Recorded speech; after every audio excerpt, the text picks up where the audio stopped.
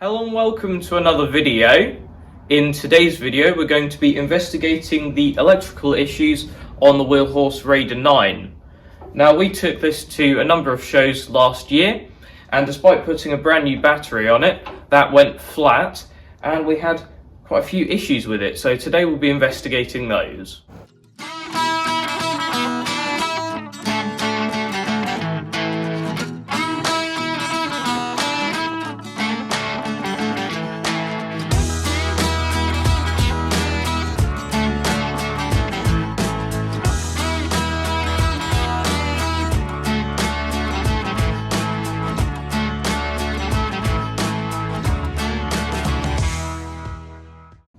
So we've just been having a poke about on this to refamiliarise ourselves with the wiring and everything on this tractor, and we've been doing a bit of head scratching, and I'll explain why. But first we'll go into a bit of our understanding of what the solid state ignition system is. Firstly, you've got the ignition module just under the cowling here, which is like a coil and a condenser all in one. And then the other part is under the flywheel, which is this, the stator or stator, however you want to pronounce it, which has the kind of charging elements all the way around. And then this is the exciter for the coil. And the wires coming off here, this one goes up to the ignition module. And then in this protective sheath here, you have two live AC wires there, which then go to the rectifier to be converted to DC, then back into your battery. And then the third one, with the green covering on there, is your kill wire. And this spare stator I think shows how it would have come out of the Tecumseh factory, because obviously you've got this block on there which can then be fitted to pretty much any application that someone wanted to fit it to. Now before we talk about what Wheelhorse did with this setup, we will go over to our Boland's 1253 here, which has the snowblower on. See what Boland's did with this setup, which you can see 12 horses. Hold on, let me get torch. Yeah, it's suddenly got very dark, but it's the 12 horse version in this, pretty much the same engine though, so we can make it quite a good direct comparison. You can see the block, that wiring block that I was talking about coming out here, and Boland's just plugged wires straight from there to the rectifier, which they mounted directly below it.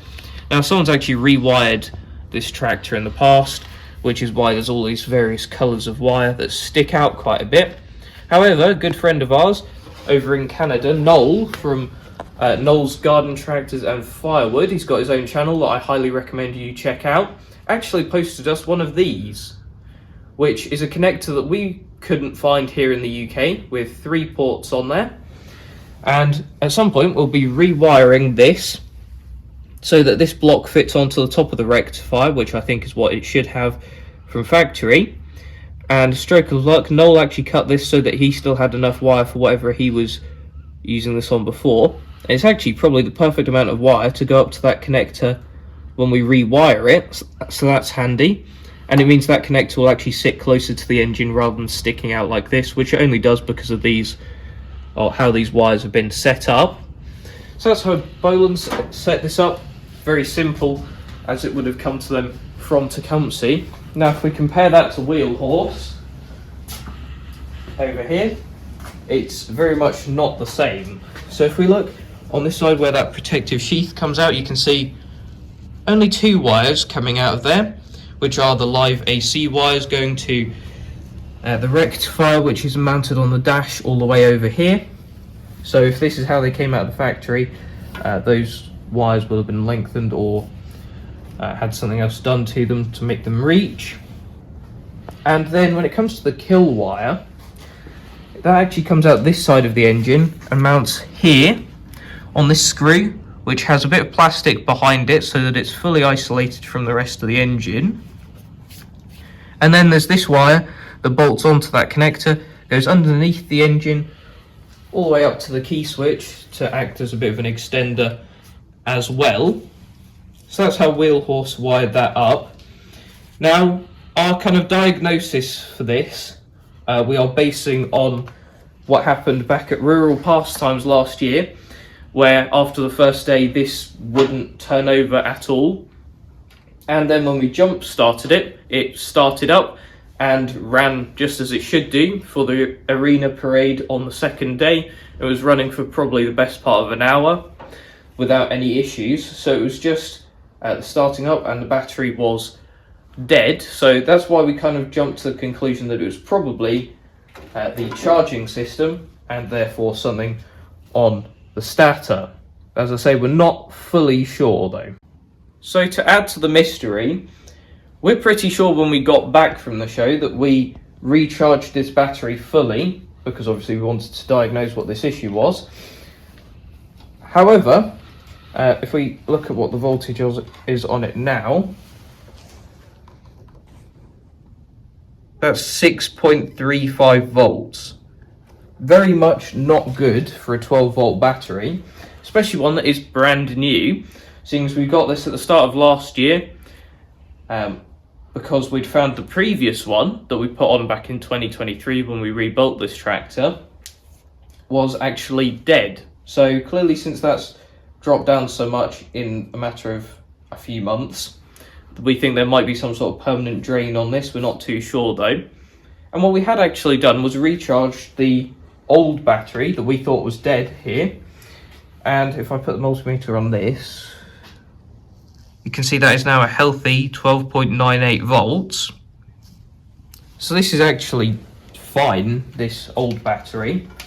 Just adds to the confusion. So when it comes to doing a quick test here, we're going to switch the batteries because that dead one isn't going to tell us anything. And then once that's connected up on the tractor, we'll measure the voltage, start up the tractor, and then just quickly monitor whether the voltage is going down or up if it's charging, and we'll go from there.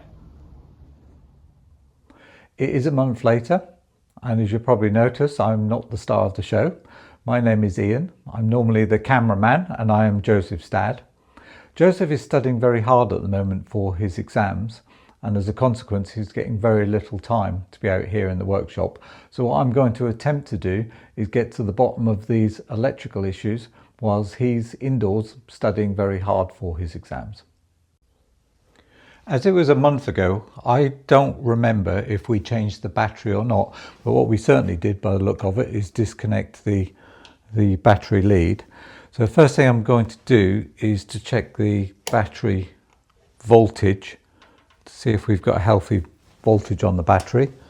So if I just put the probes on the battery, 12.64, so that's actually feels pretty good. So one of the other things we were concerned about is whether we had a voltage leakage somewhere, as the battery seemed to have discharged whilst we were not using the tractor. So if I just put this over to milliamps and check between the negative cable and the battery, anything over about 100 milliamps is probably suspect, but let's see what it says. So 11.5 milliamps. That's probably within the good range. One of the ways that I've tested a starter in the past is to check its resistance. So I've just connected the two AC leads, which are the ones that go from the starter to the rectifier. And with the meter set to ohms, if I connect these two, I'm looking for a reading of 0.06 to about 0.09, and that should indicate a possibly good starter. And what's that telling us? It's saying 0.1, 0.3. Okay, that's kind of out of the range that I would expect,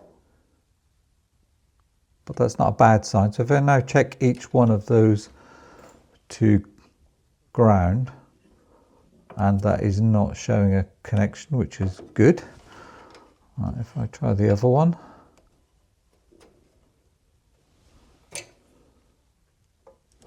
and that is the same. Okay, that's a good sign. What I probably need to do now is start the engine up and do some voltage checks on the voltage, the DC voltage to the battery, and the AC voltage coming from these leads.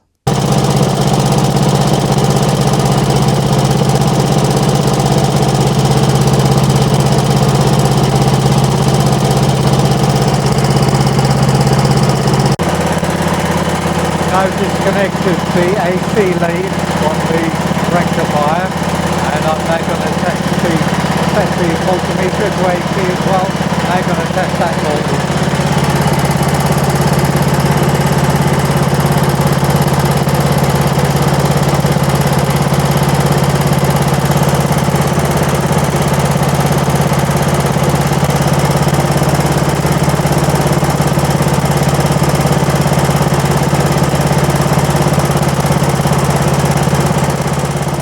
Interesting. We started off with a battery voltage of 12.65, I think it was, before I started the engine up, and then when the engine was running, the battery voltage dropped to 12.55 volts.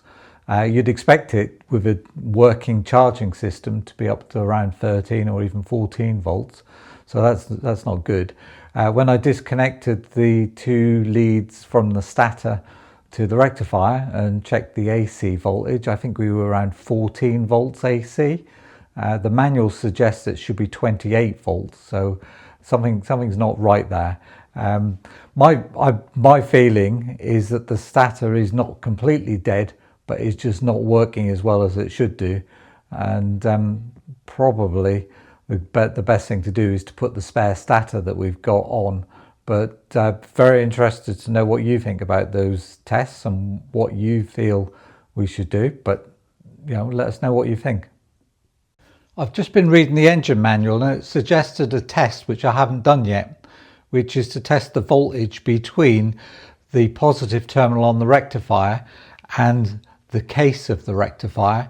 That should give a minimum of 13 volts with the engine running, but that suggests that the case of the rectifier should be earthed. So I've just put the meter on ohms, and if I go from battery to the case,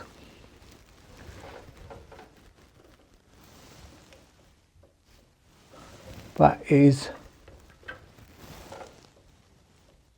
sometimes not showing continuity, and other times it is. So it might be a red herring, but what I'm going to do is I'm going to disconnect the rectifier and clean up all the earth points on that and see if it makes a difference. Now, it's not something that I can show you because the rectifier is right there behind the dashboard. So what I'll do is I will take that off, I will clean it all up and then come back to you. Sometime later now, and a lot has happened, but I don't think a lot of progress has been made. So I took the rectifier out, I cleaned up the connections, the mounting points, cleaned up the rectifier itself. The terminals were quite corroded, so I cleaned those up. I ran a dedicated earth line from the mounting point of the rectifier to the battery, just to give ensure there was a good earth. Run up the engine, tested the AC output and the voltage into the battery, and it was exactly the same as it was before. I removed the battery positive lead from the rectifier and tested that, and that said 3 or 4 volts, which is obviously clearly not enough. It needs to be up there in 12 or 13. So I found a spare rectifier, this is one of the new style ones, and connected that in instead, and that gave exactly the same results. So that suggests that the stator, which is obviously behind the flywheel, could be defective. Now, the only problem with that is I've checked the resistance on the 2 wires on the existing stator, and I've checked the resistance on the spare stator, and I have checked the resistance on another one that we've got on a spare engine, and they're all identical. So it either means that they're all broken or the resistance doesn't actually mean anything. But at this point, I've not actually got any further forward.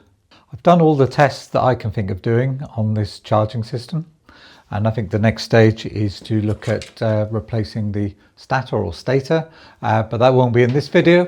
That will be something that will be in the next video on this tractor.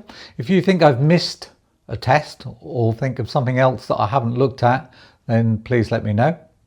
One thing I have noticed is that this is quite hard without a cameraman. I hadn't realised what a great job the cameraman does, but I hope you've enjoyed this video. Thanks for watching, and I'll catch you in the next one. Bye.